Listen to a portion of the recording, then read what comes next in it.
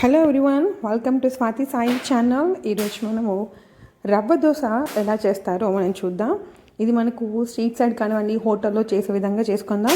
దానికి మీకు 2 ఆనియన్స్ తీసుకొని చిన్న చిన్న ముక్కలుగా కట్ చేసుకొని పక్కన పెట్టుకుందాం. దానికి ఎలా అంటే ఒక ఆనియన్ కట్ చేసుకొని మీకు చూపిస్తాను. ఫస్ట్ అడ్డంగా అలా కట్ చేయండి. చూసారు, దాన్ని కట్ చేసిన దాన్ని మళ్ళీ మధ్యలో ఒక చిన్న మార్క్ పెట్టండి. ఇప్పుడు చిన్న చిన్న పీసెస్ కట్ చేయండి. చూసారా, ఎక్కువ కష్టపడకుండా ఈజీగా ఒక ఆనియన్ మనం సెకండ్స్లో కట్ చేయొచ్చు. చూసారా, అలా అనమాట. ఇలా చిన్న చిన్న పీసెస్ని కట్ చేసుకొని పక్కన పెట్టేసుకోండి. ఇక్కడ నేను ఉప్మా రవ్వ తీసుకొని 1 కప్ ఉప్మా రవ్వకి 2.5 కప్స్ వాటర్ పోసుకుంటే మనకి ఈ కన్సిస్టెన్సీ వస్తుంది. పచ్చిమిర్చి కూడా వేసేయండి పోపులోనే, అప్పుడు మనకి ఇలా వస్తుంది. పోపు దినుసులు వేసుకోండి, అన్ని పోపు దినుసులు, మినపప్పు, శనగపప్పు తప్ప జీలకర్ర ఆవాలు వేసేసుకోండి. ఇప్పుడు మనం ఒక బౌలు స్పూన్ తీసుకొని దాంట్లో మనము సన్నగా కట్ చేసి పెట్టుకున్న ఆనియన్స్ పీసెస్ తీసేసుకొని వెల్లుల్లి దంచేసి తీసుకోండి. దంచేసి తీసుకున్నాక కారం పొడి,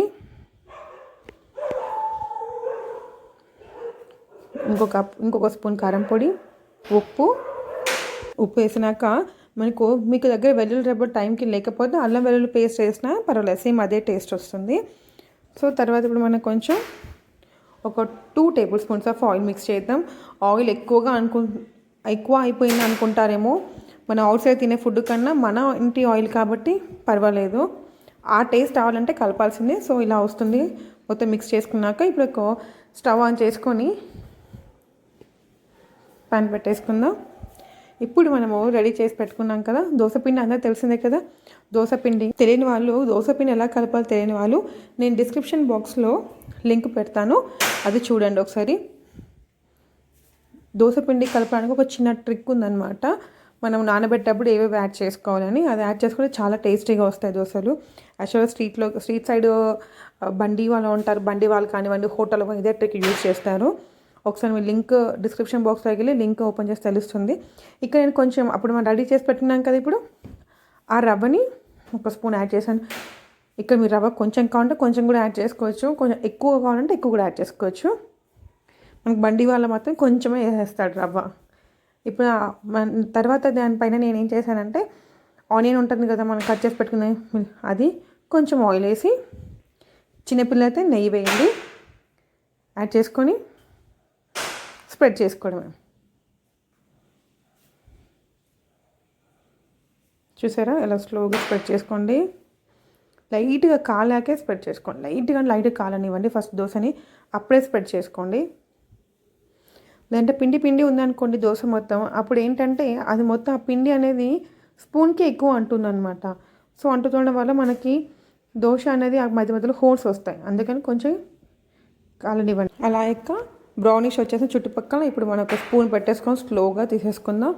చూసారా, ఇప్పుడు మనం స్పైసీ దోశ రెడీ అయిపోయింది. Rava dosa, especially rava dosa street side హోటల్లో సేమ్ అలాంటి టేస్ట్తోనే దోశ మన ఇంట్లోనే ఈజీగా ప్రిపేర్ చేసుకోవచ్చు. సో ఇలా అయిన దోశని మనం పల్లీ చట్నీ కానీ, టమాటో చట్నీ కానీ ఏదైనా సరే చాలా యమ్మీ అండ్ టేస్టీ రుచిగా ఉంటుంది. ఇప్పుడు ఇంకో దోశ వేసుకొని మనం చూపిస్తాను.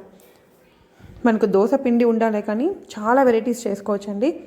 అండ్ రవ్వ దోశ అయితే చాలా ఈజీ. ఒక్క సైడ్ మీరు ఉప్మా రవ్వను పెట్టేసారంటే అది అయిపోతుంది. ఆనియన్ కట్ చేసుకున్నారంటే మనము బయట అలాంటి జంక్ ఫుడ్ తినడానికన్నా, అది వాళ్ళు వేసే నాసిరకం ఆయిల్ యూజ్ చేసే హెల్త్ కూడా ఇష్యూస్ వస్తాయి. అలాంటి దానికన్నా ఇలా మనం ఇంట్లోనే వేసేసుకుంటే మీకు అలా దోశ ఆ షేప్ రావట్లంటే వేస్తూ ఉంటే అదే వచ్చేస్తుంది, సర్కిల్ టైప్ తెస్తుంటే సరిపోతుంది.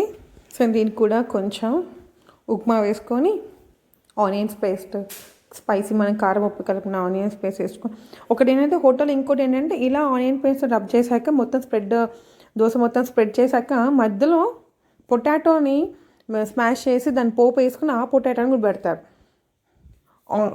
పొటాటో దోశని కూడా పెడతారు. సో అది పొటాటో దోశ. దీనికి మధ్యలో మనం పొటాటో వేసేసుకొని కూడా అది కూడా బాగుంటుంది. ఇది చాలా easy and tasty healthy dosa అని చెప్పొచ్చు. ఎందుకంటే మనం అక్కడ వెల్లుల్లి రెబ్బలు వేస్తున్నాం కాబట్టి, బాగా స్మాష్ చేసి వేస్తున్నాం కదా, దాంట్లో ఎక్స్ట్రాక్ట్స్ మొత్తం మనకు కొని వచ్చేస్తుంది. ఒకవేళ మీకు ఏమైనా డౌట్స్ ఉంటే ask me in the comment section. Fine, మీకు అందరికీ ఈ వీడియో నచ్చిందని అనుకుంటున్నాను. మీకు ఈ వీడియో నచ్చినట్లయితే please click on the like button and please don't forget Do subscribe my channel and thank you for watching.